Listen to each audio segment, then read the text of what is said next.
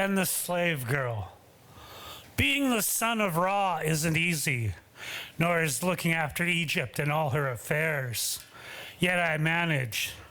That's not because of my position, politicians, mages, armies, wives, or concubines.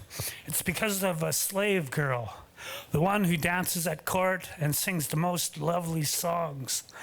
That puts me in a state of rapture. And what's more is the precious gift she gave to me.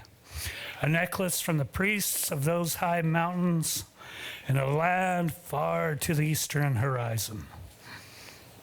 And next one, the museum of my life. There it is, packed in boxes, scribbled on paper, stored onto a hard drive and lying on the floor. The museum of my life. Few people get to see. And I sometimes wonder what I'll add to it next. A sword, a poster, a picture of you and me, and ultimately, my obituary.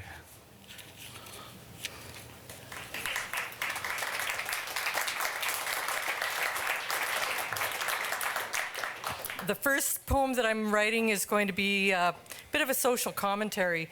I had watched a documentary where it was a serious documentary about the problem with pornography and how some people have been caught up in the addiction, so to the point where if a young man meets a woman, he can't even perform because the pornography has messed with him so much. So anyway, this one is called Paper Dolls. Paper dolls are for girls and boys, learning of life through games and toys, playing house and let's pretend, but soon enough those games must end. But you still play with your paper dolls, centerfolds pinned on bedroom walls, silent beauties stripped bare of dress, no voice, no thoughts, no intelligence. Stripped of warmth and beating hearts, they offer you their private parts. And what of life is learned by you with those naked paper dolls you view? What's pretend and what is real? What do you do with how you feel? All I know is now and then I meet boys who grow into men. They seek connection with one who's real, able to share the love they feel. But those who play with paper dolls remain just boys and not men at all.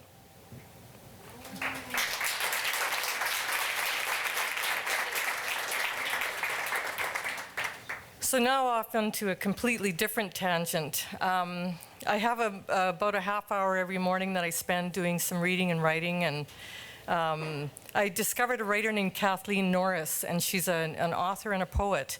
And she had long since given up the spirituality of her childhood, and she inherited her grandmother's home in North Dakota. And when she was in North Dakota, she gravitated towards her grandmother's Presbyterian church, and she also got drawn into the there was a Benedictine monastery and convent, and she was kind of fascinated, and she really was became entranced with the Christian mystics. One of the things that they do at the monastery is they read the Psalms every day. And so I thought, well, you know what, I'm going to see what the Psalms are all about. So I started reading the Psalms, and I thought, you know, they're really just ancient journaling. And so I thought, I'm going to start writing Psalms. So I started last year, and I'm up to about Psalm 150 something.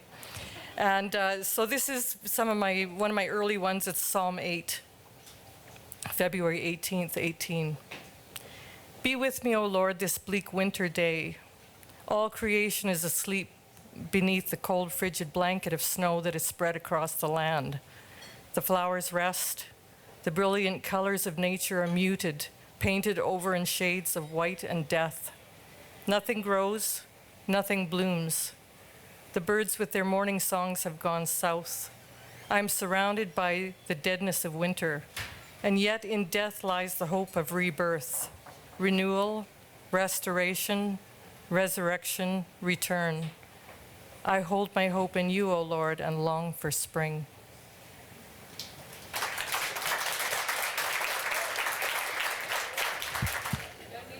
Hi. You'll have to excuse me, they're on my phone, that's where I keep them. It's hard to carry everything else around. This first one I wrote reasonably recently, and is actually just about a poem that I'd written a decade or two ago and lost. And it doesn't have a title, because none of them do. I wrote the most beautiful poem once by the whirring and clicking of an electronic sauna and the constant dripping and rushing of cold shower. It poured from my lips, eyes closed and hands pressed against indifferent bathroom tile. But as it poured from my lips, it ran down the drain like so much water, from the shower head past my head, and eventually I imagine past sewer heads and river heads, ocean heads, and I suppose mouths of channels and bays, fjords and coves, maybe even arms, Indian arm, salmon arm. And as I list these from the foot of my bed, I wonder how many poems, like body parts, have washed down drains and eventually into oceans, not to lap up on crystal shores, but to rub tastelessly against diesel hulls, chopped violently by ugly engines and passing propeller blades. If I could get back to that place and call the water back from the drains, drink it again, cry the same tears, and recall back each damp piece, perhaps all those same words would pour from my lips again, but knowing hands would catch them in book and paper, tear sheet from sheet, and lie them stretched to dry in the sun, save each phrase, restoring the words back to the verse they were meant to rest in, freed from the dams and drains, free to bake in the sun, forever a memory of you.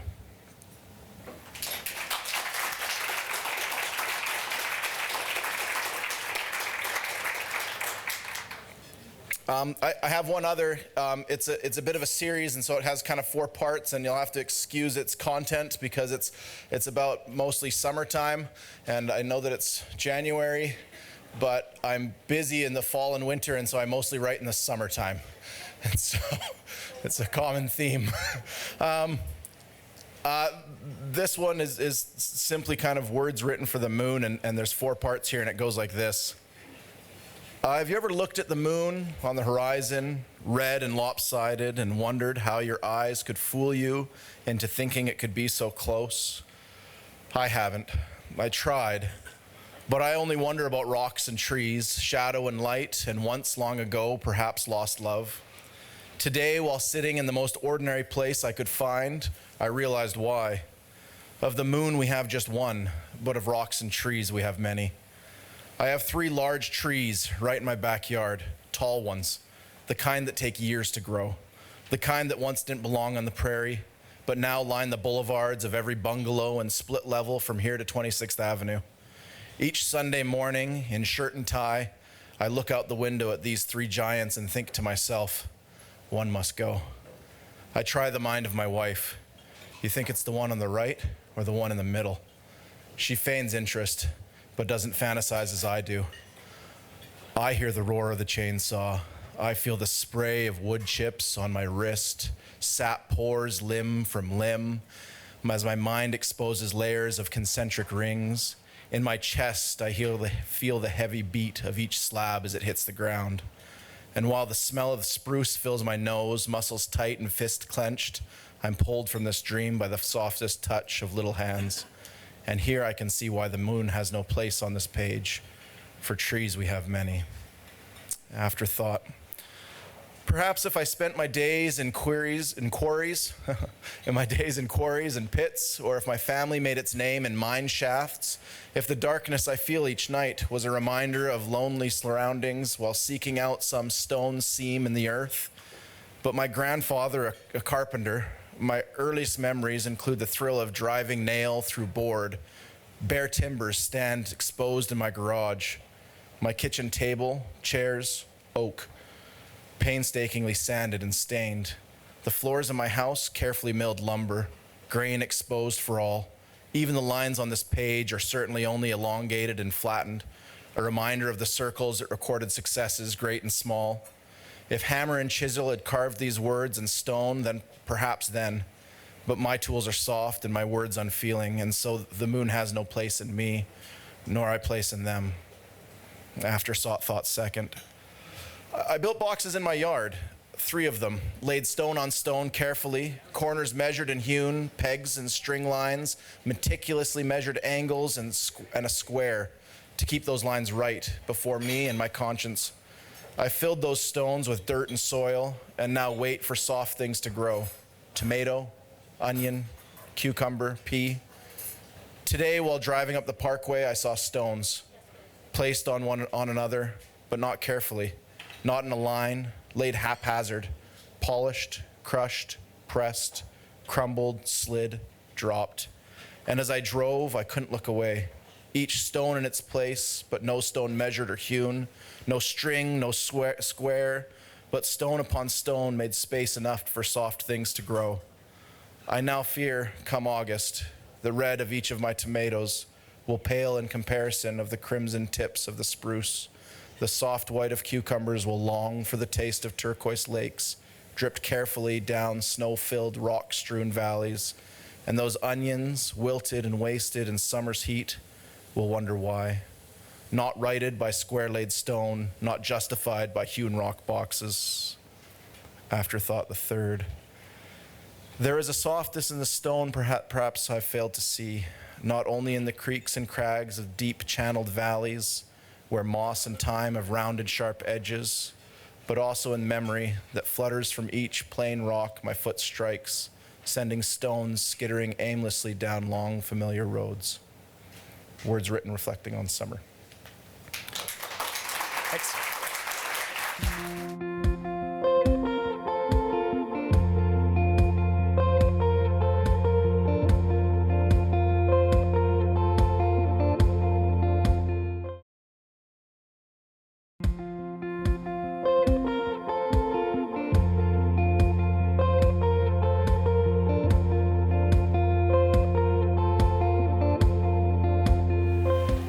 If I was a flower, I would have a subtle, sweet scent to fill your heart with desire. If I was a breeze, I would whisper soft words in your ears and would blow your sorrow away. If I was the moon, I would shine my light on you and draw you into my dreams. And if I was a bird, I would soar free just to come back to you again.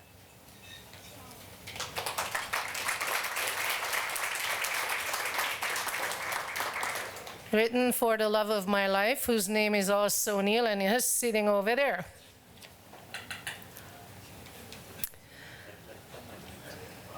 Love is like a gentle flower with a sweet scent, like a soft breeze on a warm summer night.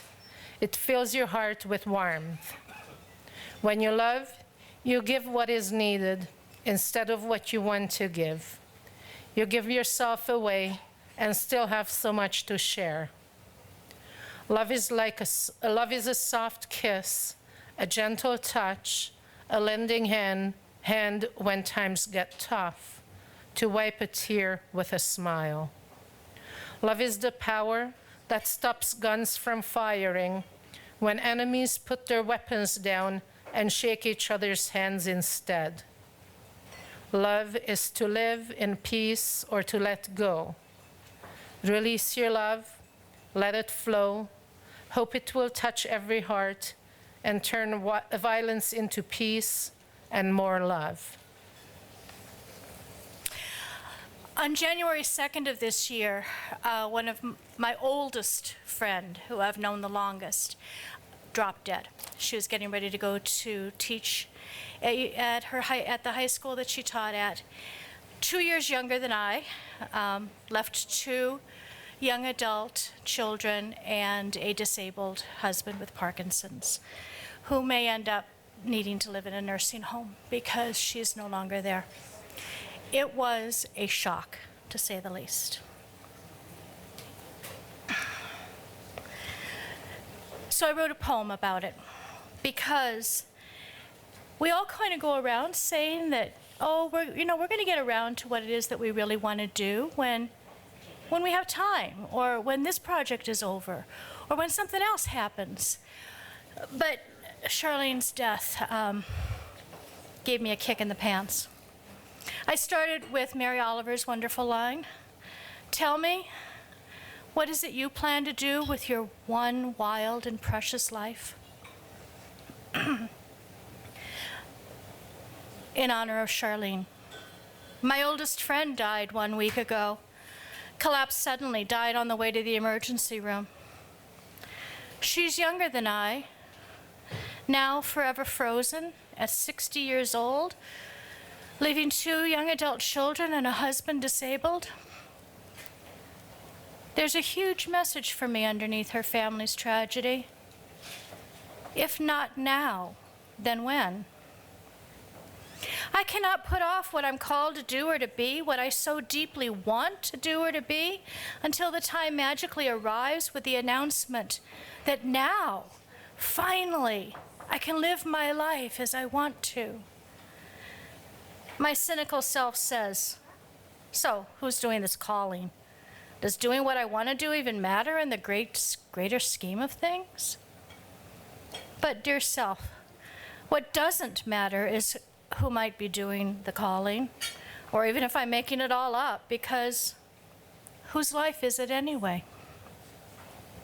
I know my soul wants. I know my soul is calling through my friend, through my life, through the deaths all around me, and I will answer.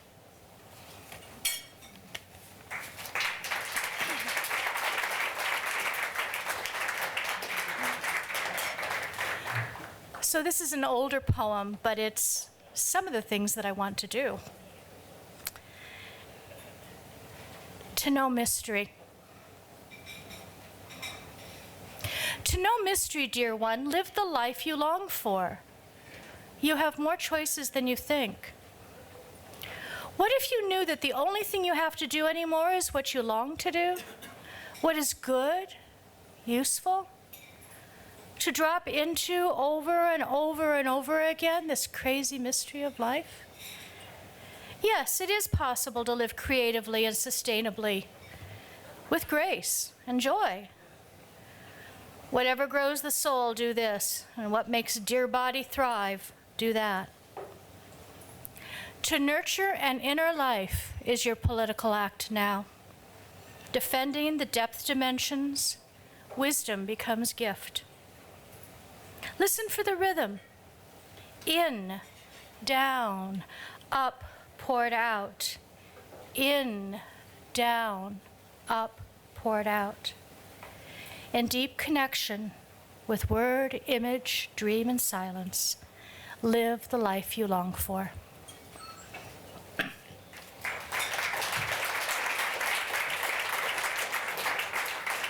My name's Anna. I'm in grade 10. So I hope this goes well. I just gotta pull up my poetry. Oh, I'm so sorry. So I was doing a free write because it was an exercise in school, and it was on painful commuting. And I don't know if you know what that means, but commuting is like when you go from your bed to work, and like that process of like moving back and forth. And so I was writing about it, and I loved it so much, so I scrapped all the other poems I was going to read tonight because I want to read this poem. So I hope you enjoy it. I'm stuck, lost, left to wander down a path plagued by this idea of organization. Back and forth on tracks I ride. No change, just a constant pattern that refuses to let me out of this stale, meaningless place. I miss those days where I was left not to commute from bed to work.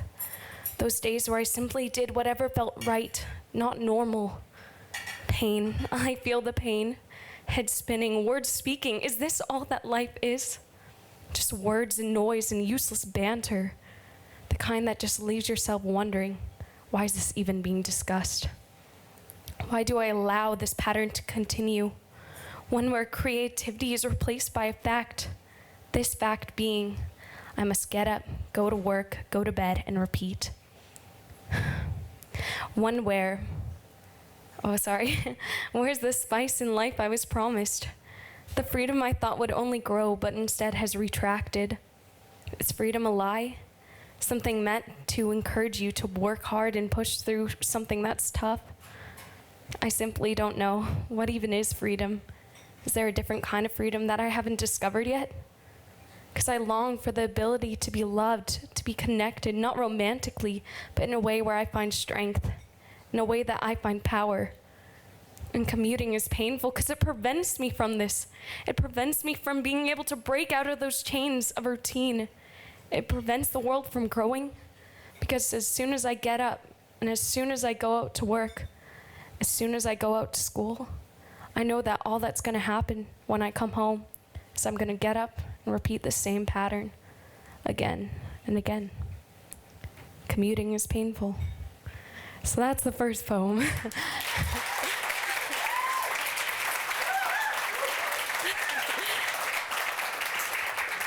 Okay, and I just got one more short one.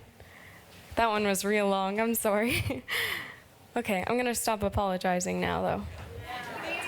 Yeah, I'm always told that I apologize too much, and the world's not gonna apologize on my behalf, so I should stop doing it on my own behalf. Okay.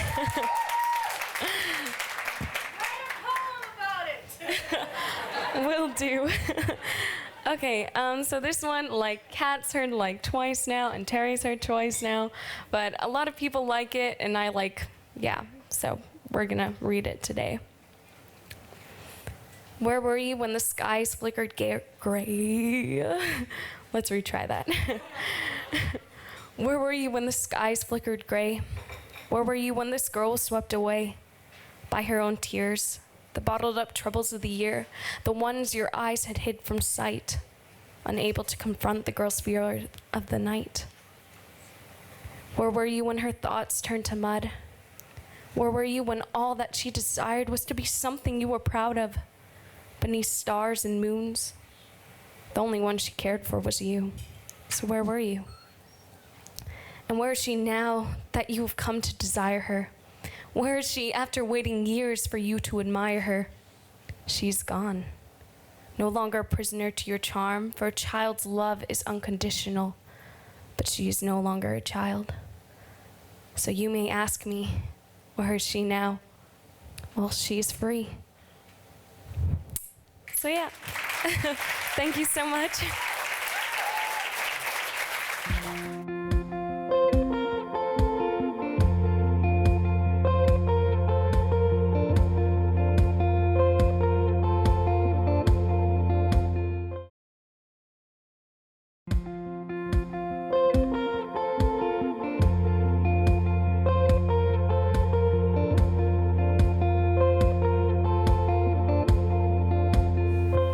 Hello. So I'm going to read a poem to you guys. It's called June 21st to July 22nd. It's about my mom's cancer. So I called it that because that is also the horoscope for cancer, and that's also when my mom moved from stage 2 to stage 3. Sorry to just throw that all at you. That's a lot of sadness, but here we go. I remember the day you came home with the news. You grabbed my arm, throwing knives to my heart. The dreaded C word, the one I thought I'd never hear again. My eyes were dry. She said, it might be hereditary. Not only my mom, but me. And who would ever want to meet me at the altar, aware that my good health was only temporary? Know that I will never marry. I wake up to gagging. It's her, again. I place my pillow over my head. God, why have you abandoned me? This isn't right. I don't understand. When people don't know what to say, he has a plan is something they throw as if that makes you feel any better. I grab a bucket. Mom, are you okay? She motions her hand, saying, so. Baby, I'm just soggy from the chemo. Pills scatter the countertops as if profitable white powder will help. My mom asks how I'm doing. I can only turn away and break eye contact. Compassion is a flaw, and I won't let it show. This weight is so heavy, I'm left with my thoughts, crimson soaking through. I don't focus on goodbyes, only hellos, counting down the days to go. I'm having trouble breathing. Can I do anything? But I know the answer already. All I can do is helplessly sit back, watching her squeeze her eyes to swallow. If only I could be more giving. Just breathe, Mom. A tear falls down her cheek. I close my eyes. I try to be forgiving. This just ain't living. Thank you. Okay, we'll start with this one. It's called Blood Passions. For years I used it as an opener, but it's sort of fallen out of my set list. Blood Passions. When the talk around the table turns to family, for the benefit of friends, or of the young who have not heard how your grandfather's father was summarily hung for the murder of a man, his best friend in the old country, or how his wife, your great-grandmother, far gone in pregnancy, stood in the snow outside the prison on the night and flung the blackest curses after him as his neck snapped and his body swung for the impersonal vengeance of the state. Yes, any story is always better at a distance. The young woman in the snow, the great-grandfather dead or hung for bloody murder. Given time, we find romance in the blood passions of strangers. Okay, we'll do this one because it is winter. And this actually has a shout-along part, if you would be so kind. When I point at you, all you have to do is yell. I'm not going to ask you to sing, because otherwise I'd have to, and then we'd all be in trouble. Warm when we die, warm when we die. That's all you, okay, you got that? Okay. Up here on the prairies when the winter sets in and the cold winds remind you that you're a mortal man, a man prone to error and quite fond of sin. Take your warmth when you find it and get warm when you can. Up here in the wheat fields when the wind's off the pole, flings the flesh from your bones, bleach the blue from your eyes, you'll forswear salvation, sell the devil your soul, come eternal damnation, we'll be warm when we die. Warm when we die, warm when we die. It's a price well worth paying. We'll be warm when we die. Warm when we die, warm when we die. Though the graveyard is frozen, we'll be warm when we die. We believe things will get better. They couldn't get worse. It's a poor last resort, but we do what we must, set our hair on fire when nothing else works. But beyond that, we just have to take it on trust. We believe spring is coming, and we have to believe. We'd curl up in a tight little ball, burrow under the sod, sleep down under the leaves. We just pack it in when the snow starts to fall. Warm when we die, warm when we die. It's a price well worth paying. We'll be warm when we die. Warm when we die, warm when we die. Though the graveyard is frozen, we'll be warm when we die. Thank you. So I came to the open mic in November, and then I wasn't here in December because I was on Christmas break. And over Christmas break, I didn't do anything. I just watched a lot of Twin Peaks. And I was like, well, I should probably write something. So this one is for Laura Palmer. It's called Meanwhile. I miss what I did not have. I started the wrong poem. This one is called Meanwhile.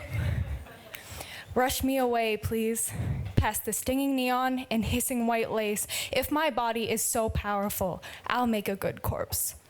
I stare at myself bloodied, and I know that kind-eyed man will do the same when I am far too adrift to stop him.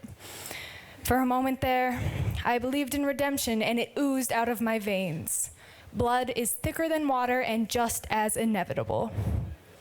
For a moment there, I believed I was saved, and the seraph stood before me and told me I was free. The kind-eyed man held my shoulder and told me I was not to blame. For a moment there, I understood what made me this way.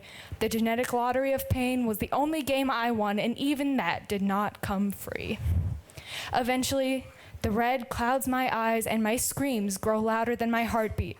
But the kind-eyed man does not scream back, does not try to fight, kiss me to shut me up, tie me down, or leave me in plastic. If only he'd found me sooner. Perhaps he could have saved me, and perhaps he could have saved us. If only I could thank him for bringing a dying man the peace he'd never known in life. That was the one cycle of ours worth repeating, bloody, violent, watery fear through which we shared his calm and steady gaze. I know it is my fault that the kind-eyed man suffers, but I will let myself believe, if only for a moment, that he does not blame me, that he does not blame my father, or, heaven forbid, himself. I have faith that he blames only the forces that made us this way. For that, he is everyone's savior.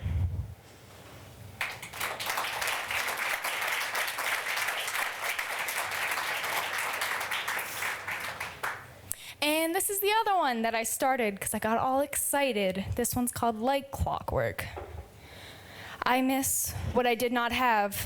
I mourn the loss that wears the thin, sheer, and fragile veil of change. That classic razor's edge overlooking the hills that stretch sight as far as it can go, threatening to take my hand and lead me past that thin, sheer, and fragile horizon. Falling is a probable outcome. This steel death trap is too large for the path it has chosen. But there's no turning around. We can only trudge forward. You would be my only company were I to die here today. A broken clock is right whenever you tell me it is. We are not who we used to be, and we do not owe anyone a thing. I know you don't believe that, though. Neither do I. That said, if it's all right with you, I think I'll look away while they fly their bloody circles around your remains. You and I were born and bred performers. We didn't ask for it, but we sure as hell can't escape it.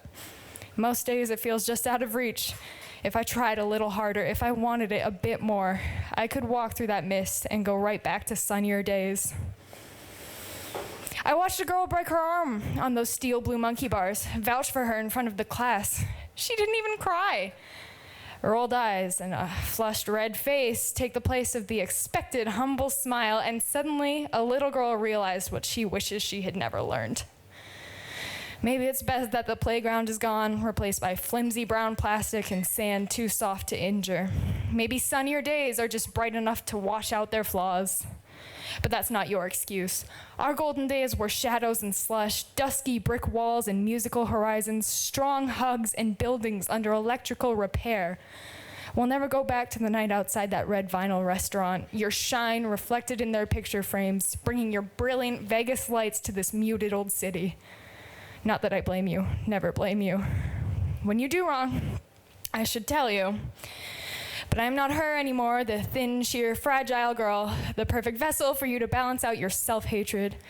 You are shells through my bloody fingertips. You are sand dripping from my wounds. You are murky water filling my lungs as I sing a strangled song. I knew today would come. I asked for today to come. I just wasn't ready for it to be so soon. Thanks, dudes.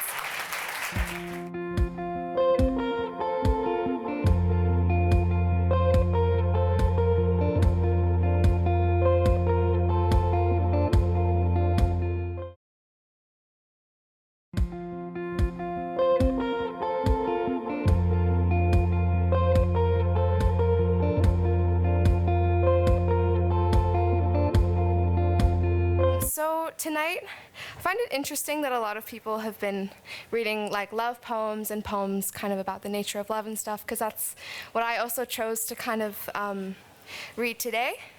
And some of my poems, I find inspiration from the music that I listen to and my current favorite songs. So this first one is based off of a song called Flume by an artist called Bon Iver. When I think of the color of love, I think of maroon. The womb of love, the heart, beats a red too deep to be read. Love is old wounds and the marks they leave, pictures on the wall of the people we've lost. Love is deep, love is bold, like the night sky and the glowing moon it encompasses. Love is soft, it is not cruel but cleansing, like the feather or a soft stream of water. Even so, I love so much that it feels like a rope burn on my soul, reddish streaks left behind from holding on too tightly. Even so, I love so much that it feels like cold water currents dragging me along perpetually to some new shore. It sounds like pain, yes, but the right kind. the kind that I will never tire of. It is a pain that soothes.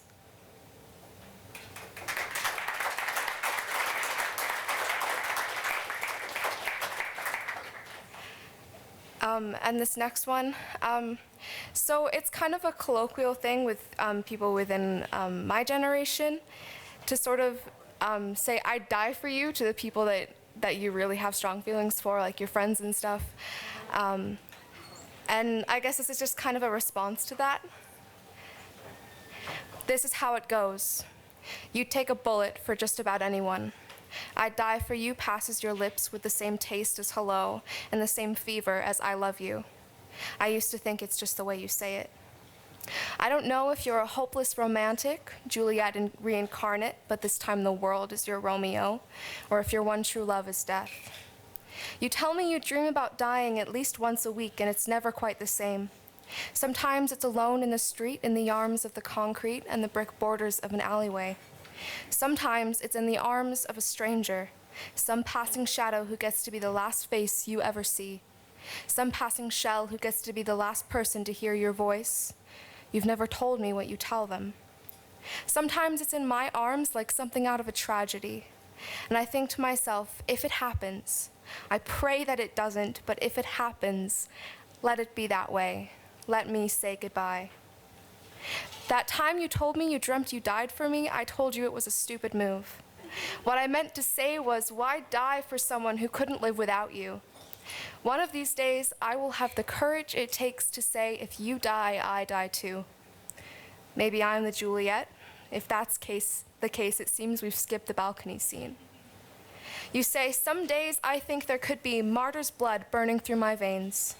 But I don't think you even know what cause you'd be dying for. It's selfish, yet I say they never talk about the ones martyrs leave behind. But I do not think death is your color.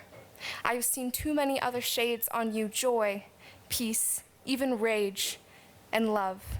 That rose-tinted dusting on your cheeks, I do not think it would mix well with the scarlet shade of blood or the sickening hue of death.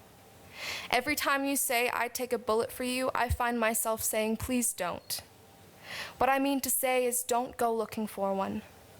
What I mean to say is, death can wait, and his kiss is cold, rough, bitter, and tastes like steel and iron and feels like a hole in your chest. Is it selflessness or a death wish? I can never tell with you.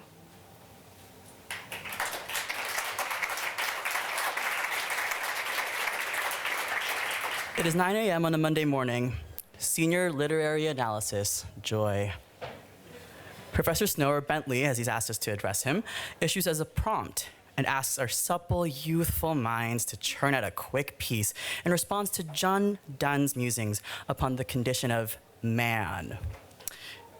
In compliance and annoyance, I write in response. Dear John Donne, you once said that no man, and I'll use person in this particular context, is an island entire of itself. You said that every person is a piece of the continent, a part of the main. In response to your statement, I respond with the following for me and myself alone. Take it as you will. I, Lowell Villacana Sacorda, am a peninsula, surrounded by a vast salt sea made up of the tears that have been shed over and over every hardship and heartbreak I'd have to endure by myself. In place of freshwater rivers, cane vinegar, sweet, tart, and bitter, course through my veins, reminding me that I do not, I repeat, exist to be agreeable nor to be palatable, that I exist to take up space, to be heard, to be seen. Within my chest, in an enclosure of bamboo, my gamble heart beats with a lively rhythm, drumming up enough hope to buoy me against the rage of a world that sees me as lesser because I do not and cannot fit a standard that most people do. Yet despite all these things, I am still connected. Perhaps to a little piece of the main, but connected nonetheless. To friends who accept me in my queerness, to family who embrace me in my brownness, to my peers who hear, nay, listen to the ramblings of an introverted person, to these I am connected. So, Mr. Dunn, for your consideration, I, and I myself alone, am a peninsula.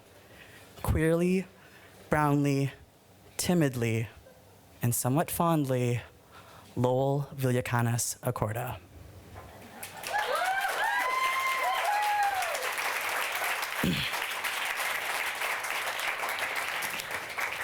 And now for something completely different.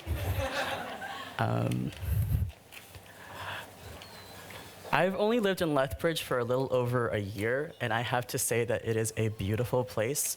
A lot of people kind of like look at me like, you're weird. Why would you like this small backwater city? I was like, it is a city. The populace is large enough to classify as such. But also it has its charm. It's full of nature, super accessible to a lot of places.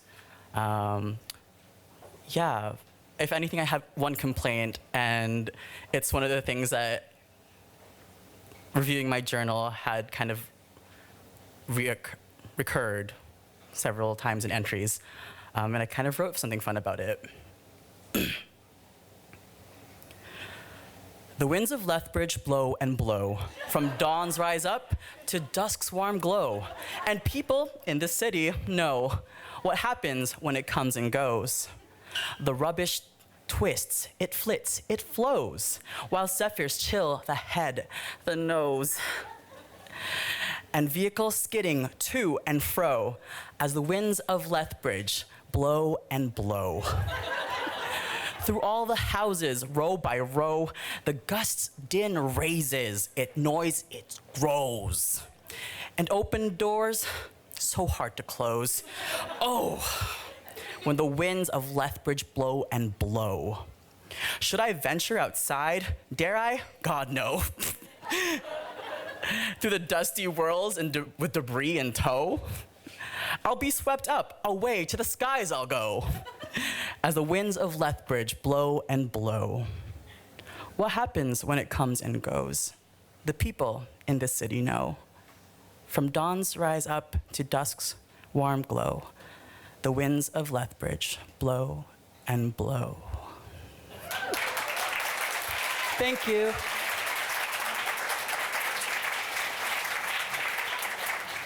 Okay, so this first poem is for my daughter who I don't have yet. Sweet honey child, coffee with too much milk. The sun shines and you glisten, gold in my arms. You, a miracle born of cross-continental wishes. You, the last shining star at sunrise.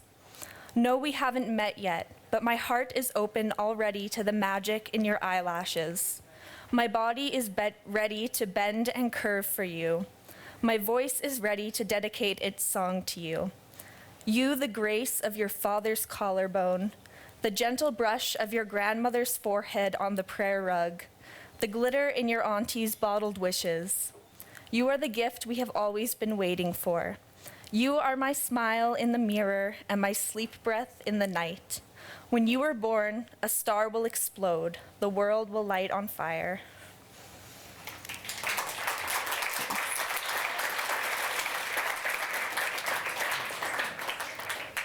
Thanks. All right, this one is, I'm a student teacher right now, and I did a practicum last semester, and this poem is based off of a writing response one of my students handed in to me. So it's called Found Poem in My Students' Essay Responses. Question: if you could draw anything on paper and it would become real, what would you draw? Answer: I would draw BTS, my favorite K-pop group. Answer: I would draw sushi. I really like sushi. Answer: I would draw a new house for my mom to live in.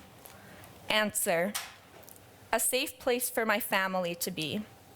Where we come from, there is always fighting, and I watched my brother die, so we came to Canada. I want a safe place. I don't want to have to watch anyone else die. We all need a safe place, so we came to Canada. I have 5 big brothers, and I had one baby brother in Syria. I watched my baby brother die in Syria, so we came to Canada. Thank you.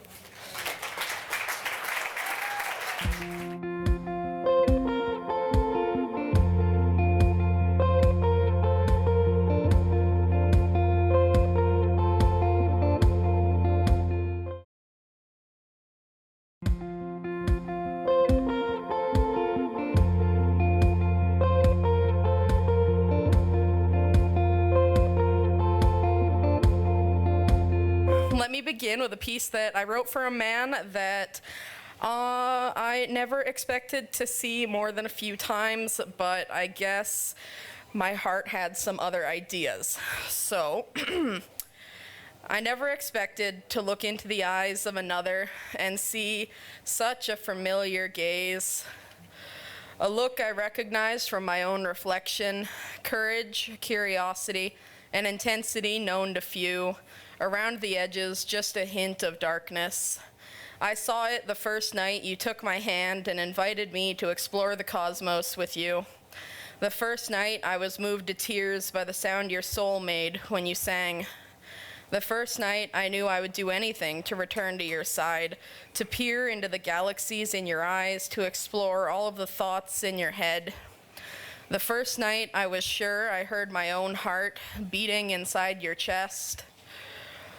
I knew then, as much as I know now, meeting you was no happy accident, not a strange happenstance. No, I believe it has long been written in the stars, outlined in the cosmos, that souls like ours would always come together.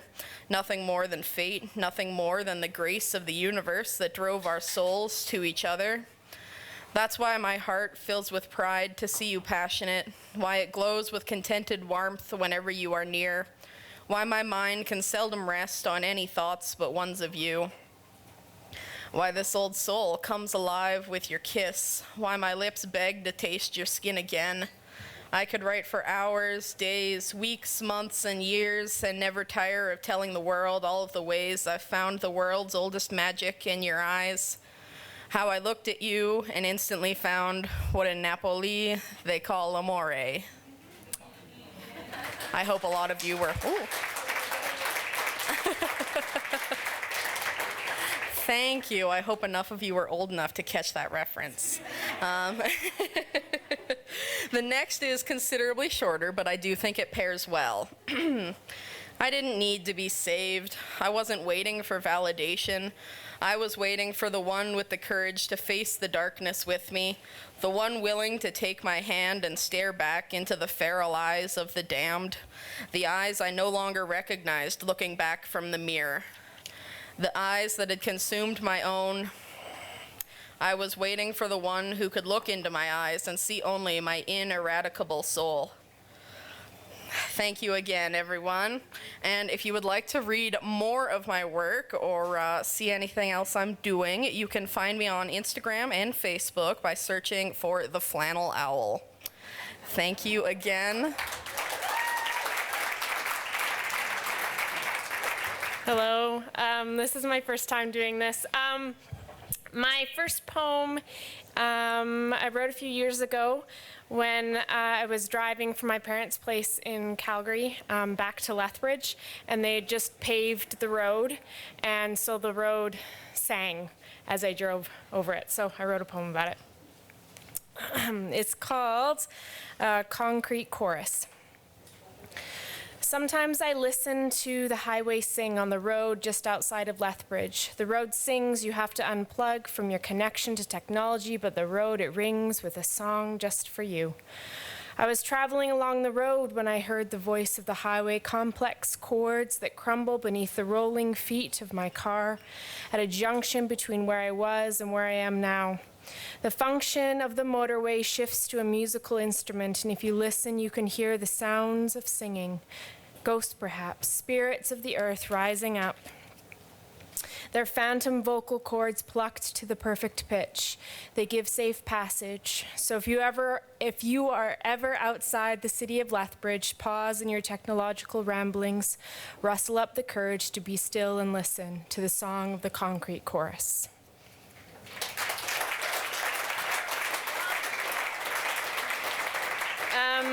My last one is called Life. Yeah. Okay. Life, it's really defined in those moments where the tears roll like the ocean, sobs thrash against the shoreline, beating the rocks smooth. It is in those moments that we are human, real. There is a genuine frankness about sorrow. It betrays us. There's something not quite right about us when we are sad. Pain confirms the truth of our existence. It strips us, our pink flesh exposed, our prideful skin ripped from our bones, which chatter, knocking lanky limp against the other.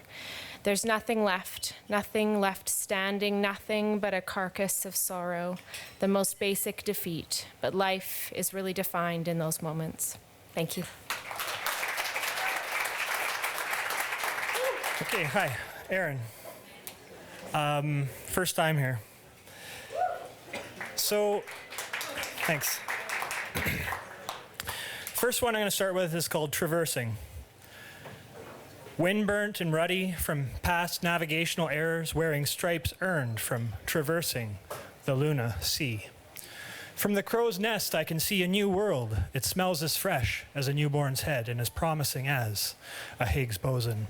Unwinding paired bases and just in cases, leaving no traces and sharing open spaces, it seems a gossamer trail might prevail.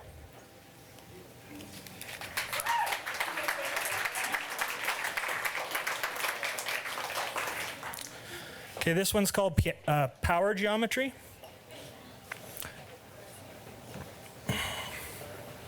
Reconstitute globalization, reimagine democracy, throwing out scale forces the economizers to turn into misers, and the satisfiers can get rid of their pacifiers. It's all about story. If you continue to consume someone else's, you're an actor, an automaton, following a script, prescribed, imbibed, impaled on a truth that's not your own. It's time to get ruthless. Cut those strings that lead us to, plead us to, buy, and cry, cry, cry.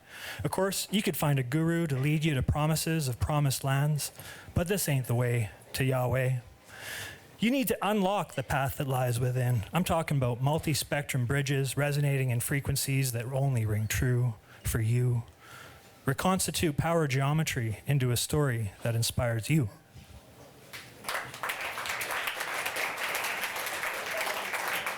Hello.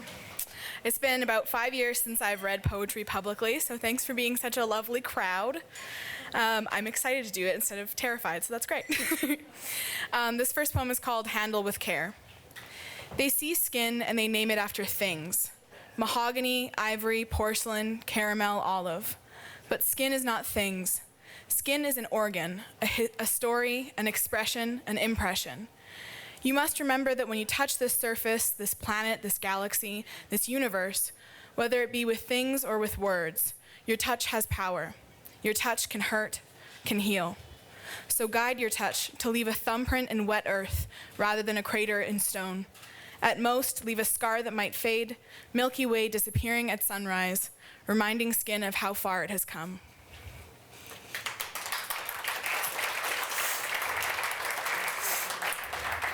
And I'm just going to read one other one that I was inspired to, the talk about Canada bringing refugees and all that important work. This was kind of written thinking about that. In a world where love is illegal, where children lose their parents, where parents lose their homes, where nations disappear overnight, where history is crying and just keeps repeating itself over and over. In a world with all this, I'm reminded that I don't have time for anything less than love. For anything less than open-hearted, open-mouthed, vulnerable and weeping, inalienable and sweeping, gnashing, thrashing, destructive, creative love. Thank you. Hello, everyone. I wrote this for my Anne because she inspires me. Amazing enough, usually the parent inspires a child. And this one is called For You. For you, I am me. I believe I begin to see. For you, I begin to finally feel free. You believe that set me free. I see, I believe I am free.